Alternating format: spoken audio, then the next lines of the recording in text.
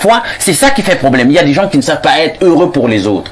Alors, les femmes, la plupart du temps, je l'ai constaté, je pourrais me tromper, mais c'est un constat que j'ai fait. Les femmes, la plupart du temps, un peu plus que les hommes, à mon avis, aiment parfois se mettre en compétition les unes avec les autres. Et regarde trop, il y a ceci qui se passe chez l'autre, dans son foyer, patati patata, pourquoi ça se passe toi chez moi comme ça, pourquoi je n'ai pas ci, pourquoi je n'ai pas ça, pourquoi tu ne fais pas, tu me fais pas ce qu'on fait à ma soeur de l'autre côté, etc.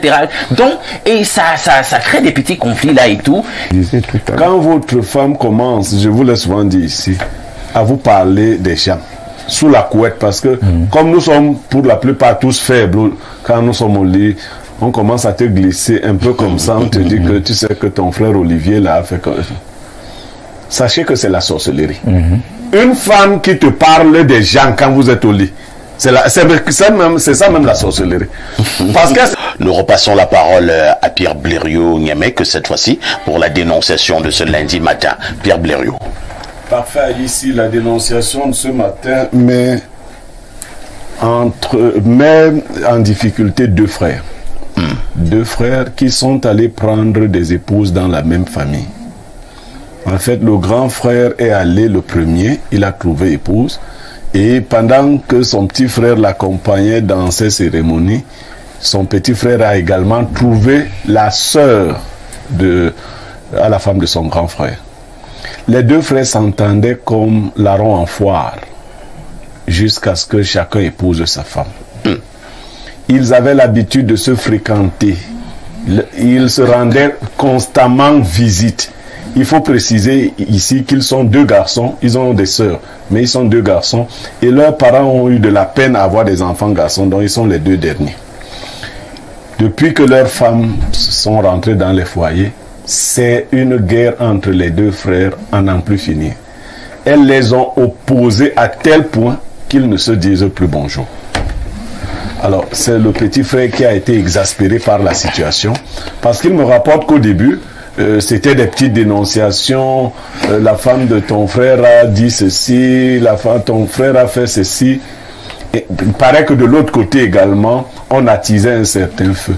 Ces deux frères aujourd'hui ne savent plus à quel sens se vouer. Ils étaient plus que frères, ils étaient aussi amis. Aujourd'hui, ils ne se disent plus bonjour du fait de leurs épouses qui sont rentrées en guerre ouverte et très violente. Donc le petit frère a fait profil bas. Il a tenté d'aller rencontrer son grand frère qui lui a dit qu'il n'avait plus rien à voir avec lui. Et donc il y a là-dedans des problèmes de terrain mal négociés parce que le grand frère faisait des business. Et c'est son petit frère qui était un peu comme son homme de main à l'occasion, parce qu'il faut peut-être dire, lorsque son grand frère avait acheté un terrain à 25 millions, le gars avait eu sa rétrocommission, qui n'était pas une escroquerie, parce que quand il explique, quand il allait vers un vendeur et qu'il s'entendait, il disait au vendeur, bon, il faut ma part sur ça. Une fois que on t'aura versé l'argent, tu me donneras ma petite commission. Alors, on a réveillé tout cela, et puis aujourd'hui, il est présenté comme le mauvais garçon, l'escroc, qui n'a jamais voulu du bien à son frère.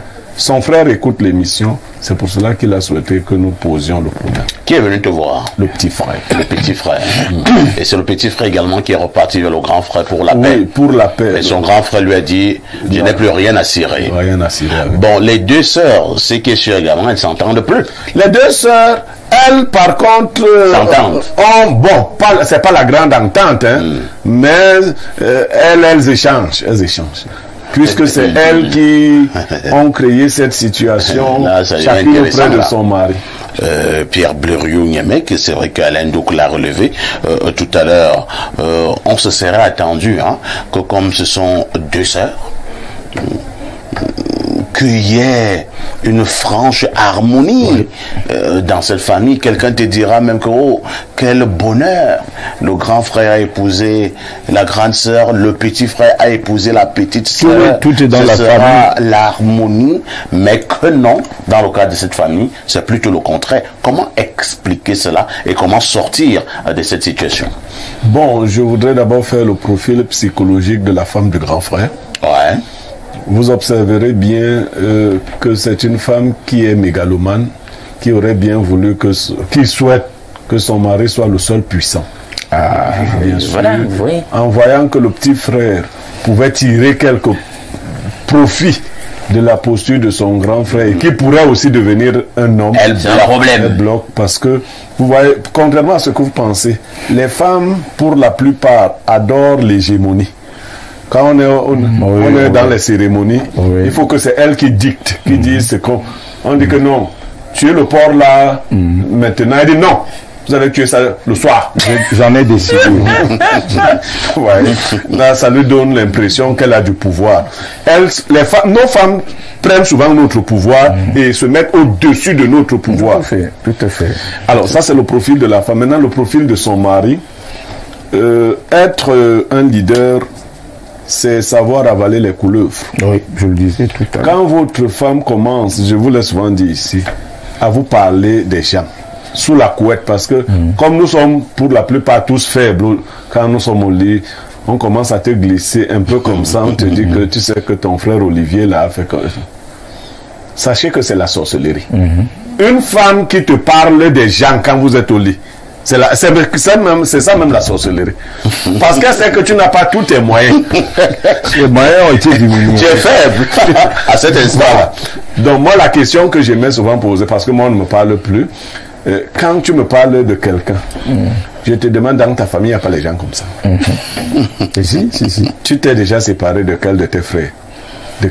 Parce que si vous regardez bien, les conflits que nous avons avec nos frères, nos femmes ont des conflits plus violents dans leur propre famille. Absolument. Mais elles les couvrent. Oui.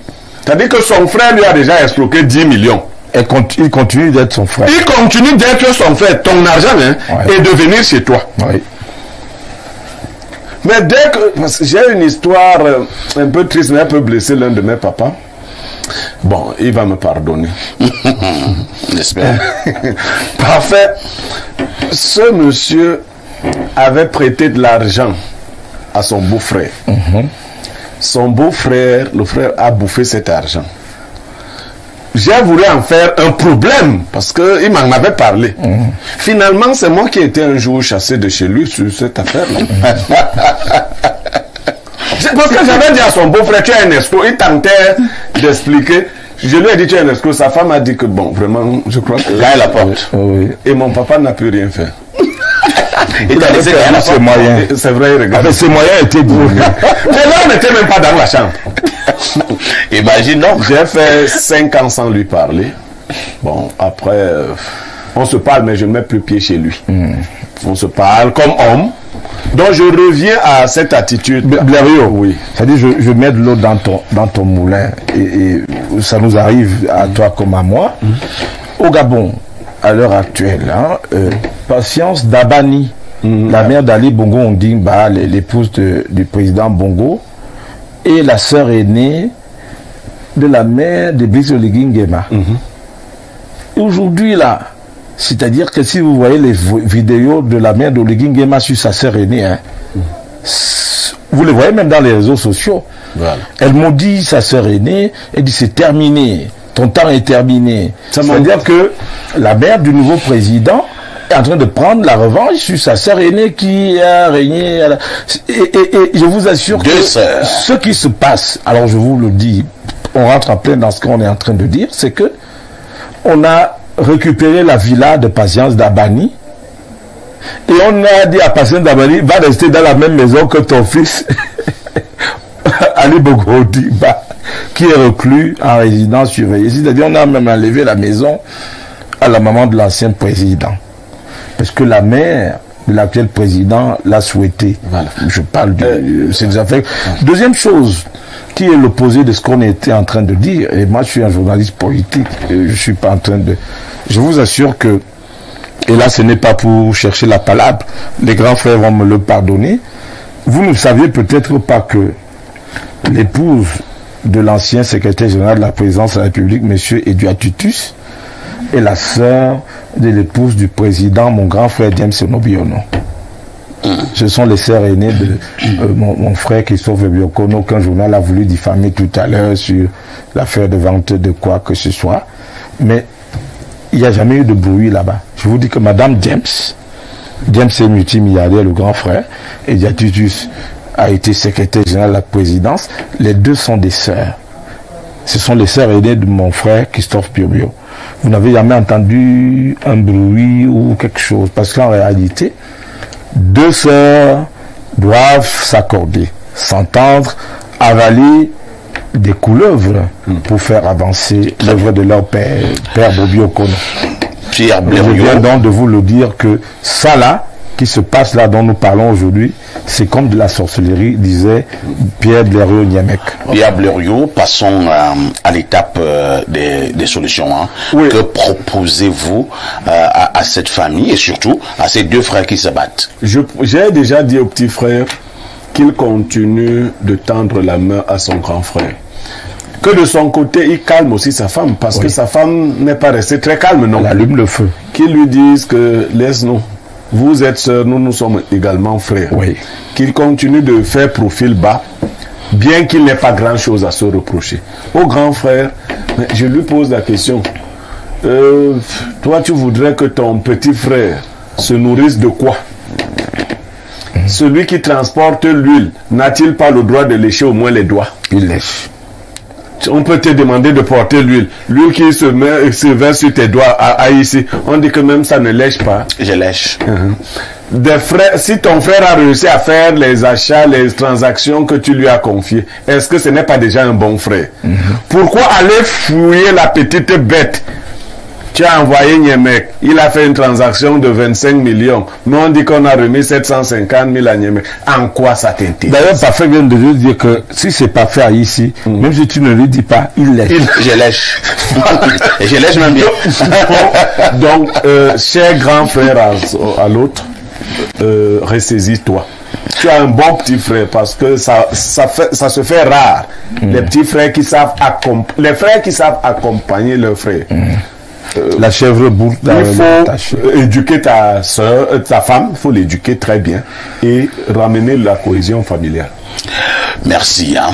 C'est ce qu'il fallait dire concernant cette dénonciation, que nous les hommes qui épousons les femmes, faisons très attention. Meilleure manipulatrice que la femme, ça n'existe pas. Meilleure manipulatrice que la femme, ça n'existe pas.